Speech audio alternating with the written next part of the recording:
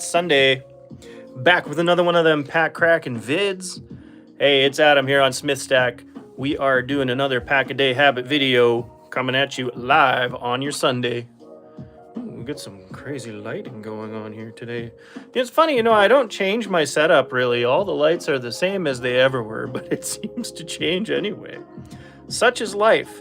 You can control things as much as you want, but sometimes it just doesn't do what you want it to do.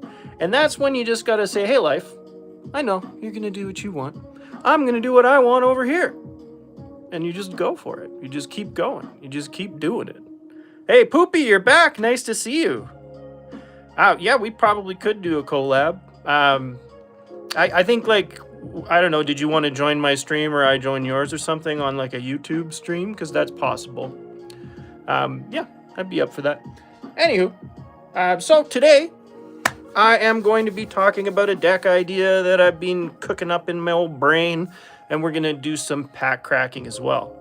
So yeah, let's just turn the camera around here and see what we got going on. I see. Well, maybe we can change that for you. You can live stream from a PC. It's just that you can't do it from your phone until you have until you have 50 subs. Let's see. Yeah, so the other day we picked up this beautiful $100 foil Urza's Saga from one of my Encyclopedia of Magic packs. I plan on using this card. It's not going to stay in this top loader. It's going to come out of there. It's going to be double sleeved, and it's going to be going into a deck that I have an idea for to utilize the Rotten Mouth Viper. So my idea is token creation. What up, Shomanucci? So I want to do token creation so that I can pop this guy onto the board for cheap. And then what I want to do is give it haste and double its trigger. That's my idea. Because if I can give it haste and double its trigger, then that can hit 4 times. Right? Because as it comes in, and then as it attacks. Right? And that's for each blight counter. And each time, you put a blight counter on it. So the first time it hits for 4. The second time it hits for 8. The third time it hits for 12. And the fourth time it hits for 16. Right? Either that or the player has to sacrifice a non-land permanent or discard a card. So, I mean, it's despicable, it's brutal, it's really mean, and I have 4 of them. So, here's the star of the show, though, right? I mean, this is not in itself a very expensive card. You can get this treatment for about 15 bucks Canadian. But it's a pretty cool card. And yes, I have 4 of them, so I'm going to play this in a 60-card deck. I'm not exactly sure what I'm going to do with it.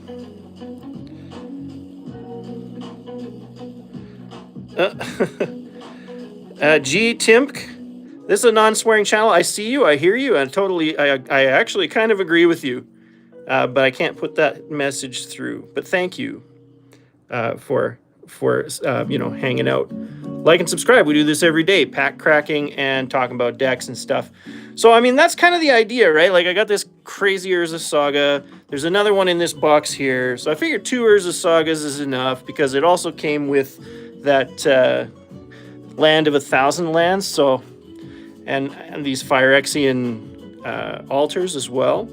So, I'm going to base it around sacking, getting benefit from sacking, creating tokens, benefits from creating tokens. This guy's landfall, but, No, I hear you, GTIMK. What should I call you, 69? I'll call you 69. Junji, this is kind of fun, too. This doesn't really hit the theme, but just kind of looking at some stuff I might put in there. And some of them are from that Encyclopedia of Magic. This land is really cool because you could copy the Urzas, right? I mean, Urza being a saga, it will go in the graveyard at some point, so I'm thinking it might be helpful to put stuff in there that I can play lands from the graveyard. So just kind of spitballing. Probably going to make it red and black with a splash of green. All right. And there's going to be quite a bit of artifact in there too, I think. So it's going to be a 60 card. figure this might be kind of cool to have in there. Right? Because he creates treasure tokens. Like, it's going to be all about creating tokens. Like, this could be really key. I might need to get a couple more of these for the deck as well. Of course, since I want to double the triggers, I'm thinking, like, what I'm trying to do, the roaming throne is kind of one of the only real ways to go. Other than that, like, dual ring. What's that dual ring one where you can target, like, pretty much any triggered ability and you can do it again? Like, that would be also pretty good for that too. But the roaming throne is kind of the easiest and best method. So we'll see. I don't know. We'll see.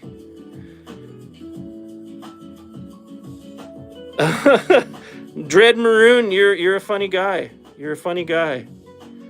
No, I don't, and I'm not letting your comment through, but appreciate you being here. So yeah, I picked this up today. I did a bunch of trades, and I thought, oh, this is kind of cute. It would help out with my idea of giving the Rotten Mouth haste. I traded a bunch, and I was like, oh, this card's awesome.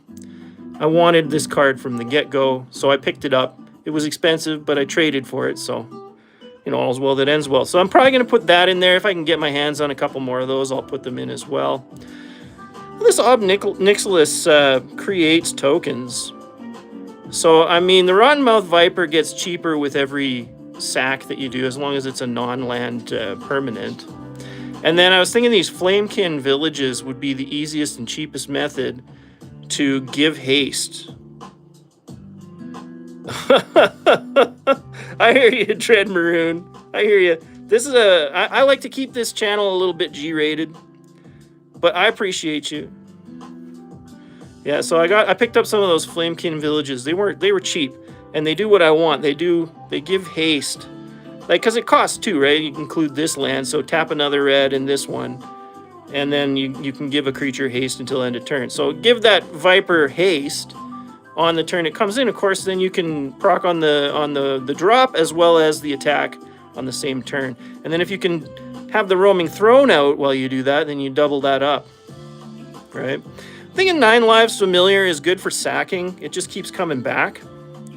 So I have at least 1 or 2 more of these stashed somewhere. I'm probably going to put those in the deck just for good fodder, right? It's like hanging out. Like, it's a good permanent way to have something to sack. Ruthless Technomancer kind of caught my eye for this. Some of the Foundation's Jumpstart cards are just fantastic. But yeah, I mean, it's pretty good. It returns stuff, right? Creates treasure tokens. Like, that's what I'm after. Yeah, the 9 Lives cat is really nice, show. I mean, really. Troll tokens in chat, good one. Rev Tithe Extractor. I have 2 of these. Debating whether or not I want to put 2 in, because it is a legendary creature. I don't really play Commander, so, you know, usually if I'm going to put a legendary creature in a 60-card deck, I'll often put 2 in there. I do have 2, so I'll probably do that. So yeah, again, you know, creating tokens, and then the Everith, also really good for that sort of thing. You know, I mean, she's good for sacking things. Like, that's the kind of idea what I'm going here. But the main plot is to put this guy out for cheap, double his triggers, and give him haste. And I mean, if you can do that at the right time, even if you're playing against like 7 people, which often I do, oddly enough, in 60 card format, we play weirdly, but it's fun. This could take care of everyone. You know, if they just happen to be caught with their pants down, somebody just plops down some kind of a board wipe, and then I can somehow manage to put this Rotten Mouth Viper out. Yes, please. Yes, please. So that's kind of my idea for my new deck. Working on it. Obviously haven't finished. There is a green-red card that I wanted to utilize from the EOE. I can't remember exactly what it's called right now, but you know, it helps you with creating those tokens. And then the other thing is another EOE card, that ammunition card. What is it? Weapons manufacturer, I think, would help me create the tokens that I need as well. Anyway, that's kind of my idea for the next deck I'm building. I got to flesh it out, and then I'll show it to you guys as well. So anyway, let's get into it. Let's crack a pack or two here. I was thinking today we could get into an Outlaws of Thunder Junction. Hey, what do you think? I think let's just crack into that. See what we get. We're looking for a bristly bill, of course. And, you know, the Prospector newspaper cards. Hard Bristle Bandit. That's the wrong bristle. Give me that bristle. Vault Plunderer. Yeah, it comes up a lot. Silver Deputy also comes up a lot. That's why they're called commons. Trained Erinix. He's trained. Yo, definitely like and subscribe, you guys. I do this every day. 7 o'clock weekdays, and then in the afternoons on the weekends. Explosive Derailment. That's all right. Sterling Hound. Oh, I love getting more dogs. I want to build a dog deck, too. Just for the flavor. Just for the flavor. Because dogs are tasty. Just ask the Chinese. Spinewood's Paladin. Okay, show. Can you pet that dog? You want to pet that dog? You go ahead and pet that dog. Might be a little steely. So the Spinewood's Paladin, he's okay. You can plot him for 4. Right? I like plot, it's okay. I mean, it doesn't get you anything right away. Plan the Heist. Forsaken Miner, ooh, Skeleton Rogue. I mean, it'd be better if you were zombie. Fleeting Reflection. I don't think I've seen this. What's this about? A hexproof until end of turn. Untap it. Becomes a copy of... Until end of turn becomes copy of... Up to one other target creature? Okay. Interesting. So, I mean, I guess... Yeah, it can be something unexpected. Interesting. Aven Interrupter. Look at that owl. Owl man is a burb rogue. He's got flash and flying. When Aven Interrupter enters the battlefield, exile target spell, it becomes plotted. Spells your opponents cast from graveyards or from exile cost 2 more to cast. Oh, that's kind of... It's like taxing. You gotta love white. All the tax cards. Oh, okay. We got a dual card here. Prospector Times. Or Prosperity Times. So, crime for 5. Put target creature or enchantment card from an opponent's graveyard under the battlefield under your control. Or punishment. Crime and punishment. Destroy each artifact, creature, and enchantment with a mana value X. Okay. Yeah, that's pretty sweet. Hey, a little mythic action there for you. Mythic sorcery. I love it. I love it. That's maybe card of the day. And then we got Humiliate. Oh, another Prosperity Times, or Prosperity Post. Little foil. Uncommon. Oh, yeah, reveal the hand. Discard. Oh, that's pretty good. What up, Snoop? What up, buddy? Welcome. I'm glad you made it. Forest. And then a little food token with a plot token on the back. That's cool. Yeah, so just to show you, Snoop, what we got out of that pack was this Crime and Punishment. Noich. Yes, welcome, Snoop. Like and subscribe. Snoop is here. Humiliate is good. We got this Aven Interrupter as well. But I think, like, potential card of the day there in Crime and Punishment. All right. All right. Yeah, I was already telling Snoop about the deck idea I had, but we kind of went over it already. But maybe we'll go back over it again in a bit. All right, so that's one pack. It's Sunday. We got to do uno mas. Uno mas. Uno mas. What should we do? What should we do? I mean, if we want to try and beat that Crime and Punishment, we're going to have to try out a Modern Horizons 3 play booster. Right? Because what else can you do when you live in a zoo? Hey? When you live in a zoo, what can you do?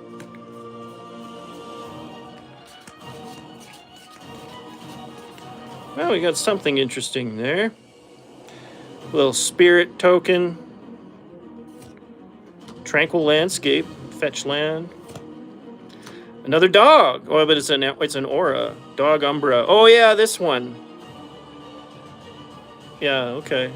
Umbra armor. Yeah, okay. A Nightshade Dryad. Little dork action there for you. That's a good dork. I mean, really, it's a great dork. Rosecott Knight. Yeah, it looks like we got some new viewers. Welcome to everyone. Dream Drinker Vampire. Boom. Dream Drinker. Sarpadian Simulacrum. I hate that word. Sarpadian Simulacrum. He's got haste. Alright, he's haste and Saki. I don't know. Doesn't really fit in with my idea. Yeah, you like the Dream Drinker? Let's have another peek then. Show likes the way it looks. Look at that. Oh yeah. Yeah, you can see like the dragon snakes kind of coiling around the arms. Like there's a big snake kind of in the background there too. It's kind of cool. Aether Spike. A little energy action. A little bit of energy action. We got a horrid Shadow Spinner. I mean, that's like one of those sleep paralysis guys, right? He's hanging out in the corner of your room and you can't move. Oh, God. Yeah, exactly. This is the thing, Snoop. There's a lot of these kind of cards that should be zombies. Collective Resistance. You can escalate. Okay. So you can choose it all. Okay. Each mode chosen beyond the first. Choose one or more. I guess you can't choose them multiple times. But that's pretty good. Yeah, that's pretty good. Idol of the False Gods. It's Eldrazi. Ooh. Creature token creation. This might go into the deck that I'm working on. So it's when Eldrazi's die, put +1/+1 on it. As long as Idol of False Gods has 8 or more, it's a 0/0 creature with all those +1/+1s. Okay, and an Annihilator too. That's kind of interesting. I mean, it's kind of like Eldrazi specific though. So I don't know if that's going to go into my Rotten Mouth deck. Probably not. Stump Stomp. Stump Stomp is one of these ones that becomes a dual land. Deals damage equal to its power to creature or planeswalker you don't control. That's pretty good for 2. And then it's just a enters tapped dual land. I like the art on that one. It's kind of like they're felling Felgorn over here. Annoyed Altasar. He does look annoyed. Reach and trample with Cascade.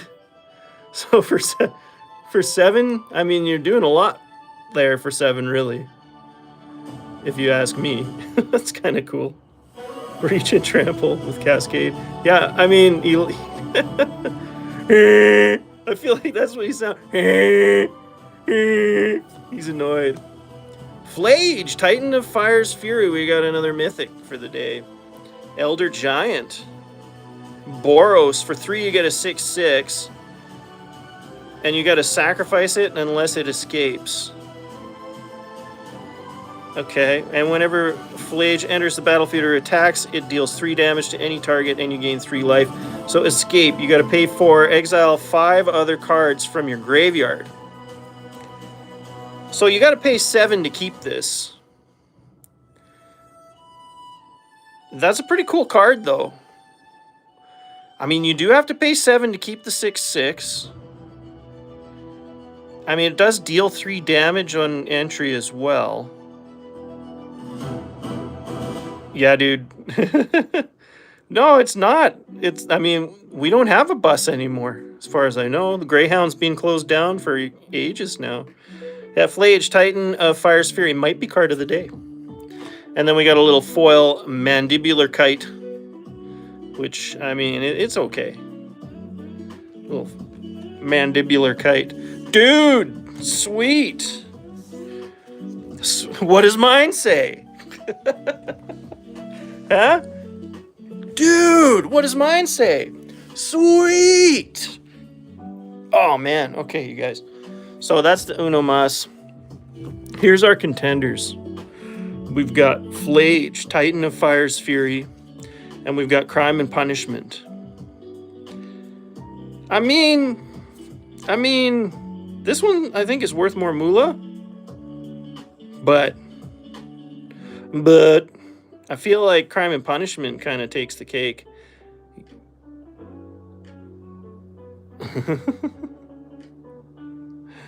Yeah, Crime and Punishment. I think that I'm going with that. Can't dodge command attacks with it. No, you can dodge command attacks. You can? Sacrifice it unless it's escaped. Whenever... How would you dodge commander attacks with it?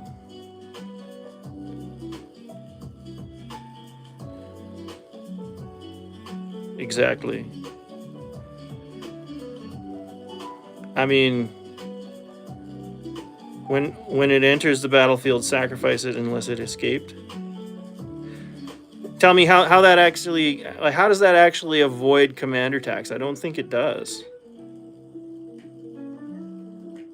Because every time it dies, it's got to go back to the command zone. It's going to cost one more anyway. Like,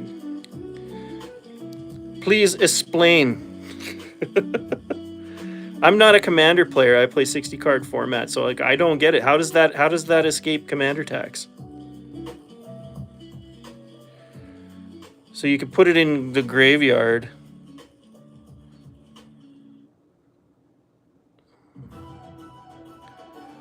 Well, but can't you do that with like pretty much anything?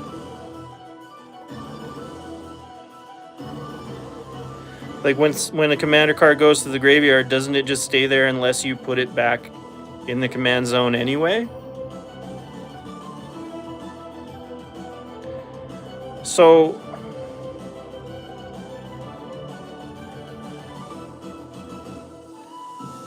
oh, I see. Oh, now I get it. Okay. Oh, okay. Oh, okay. Yeah. Oh, no. Okay. Yeah. See, you're talking to a guy who doesn't really play Commander. So, yeah, now I get it. Okay. So, it stays on the battlefield when you escape with... Okay, I see how this could be a good Commander. I mean, personally, I still kind of like this Crime and Punishment card because it's more useful to me. But knowing what I know now, I think I'll have to agree with Snoop. So, yeah, Flage, Titan of Fire's Fury, card of the day. Way to go, Snoop. You changed my mind, buddy. All right, yeah. So anyway, let's go back to it. Remember earlier today I was talking to you, Snoop, about a new deck idea that I had, kind of triggered on like this Urza Saga, creating tokens and stuff like that, like utilizing artifacts and things. I don't know really in the end how well the Urza Saga is going to really work in that. It'll be good. I don't think it's going to really be the big thing. But yes, I want to do something to break this Rotten Mouth Viper. I want to trigger it 4 times on the turn that it comes in. So I got 4 of them. And the idea, oh yeah, here. So just some kind of cards that create tokens, I'm thinking. Using the 9 Lives Familiar would be good. This is how I want to give it haste. Right, so if I have these Flamekin villages, I can give the Rotten Mouth Viper haste. And then the other thing, okay, this is cool, right? These Obnixiluses and stuff, they're all great and everything. This Vesuva would be nice.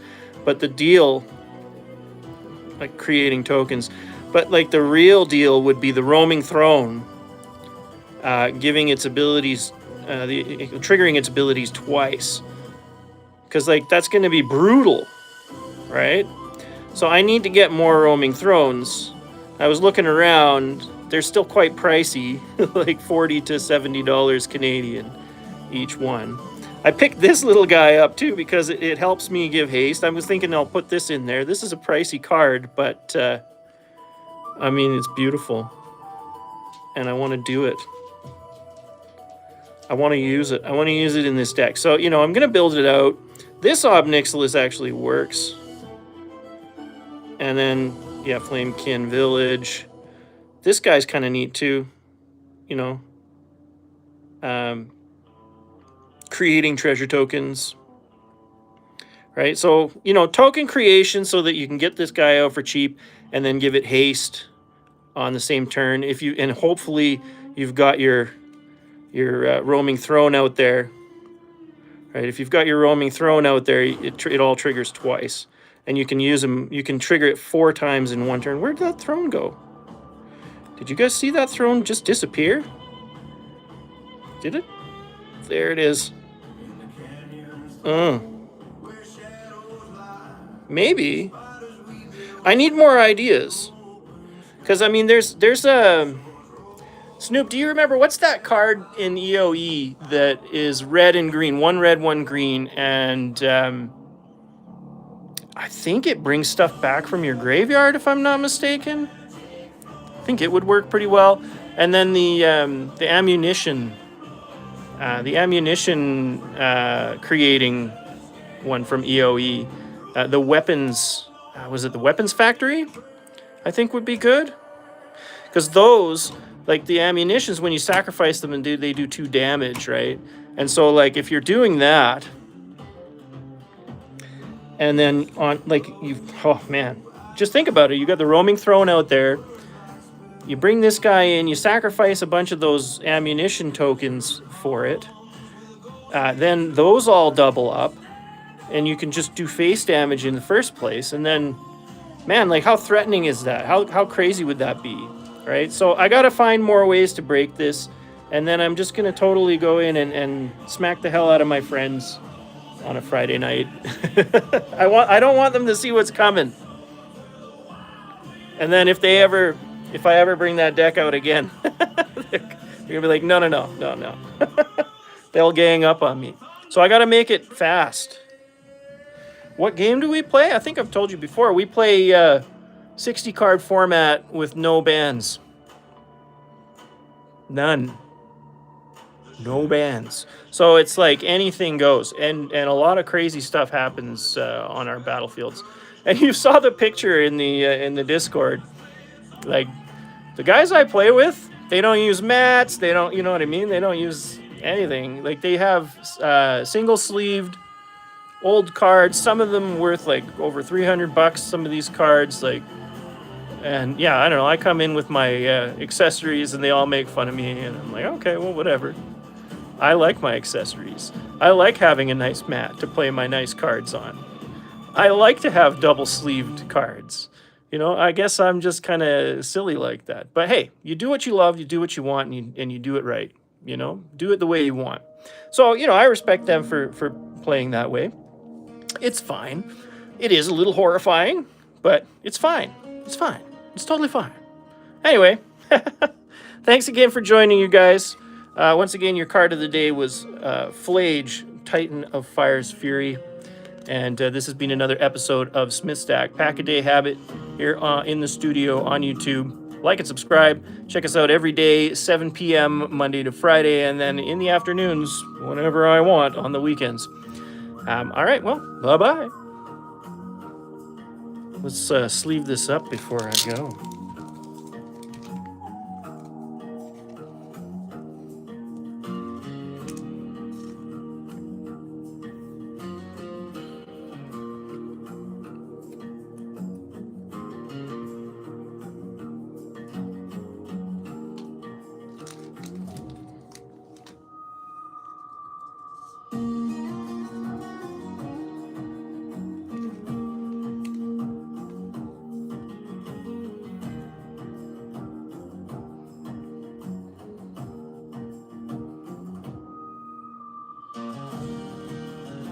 How are things going? Swimmingly. We're just actually ending the stream. Nice to see you, though, Lord of the Decks.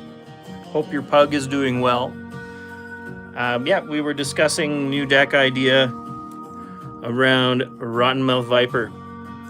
But I gotta go, so we're not gonna get too far into it. Just the idea is to create lots of tokens and things you can sack and things that proc on sack, and then utilizing Flamekin Village and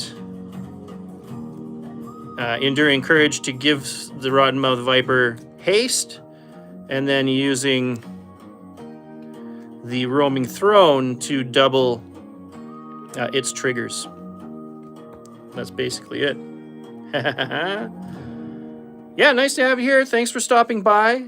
And yeah, we'll see you tomorrow. Bye, everybody. Happy Sunday.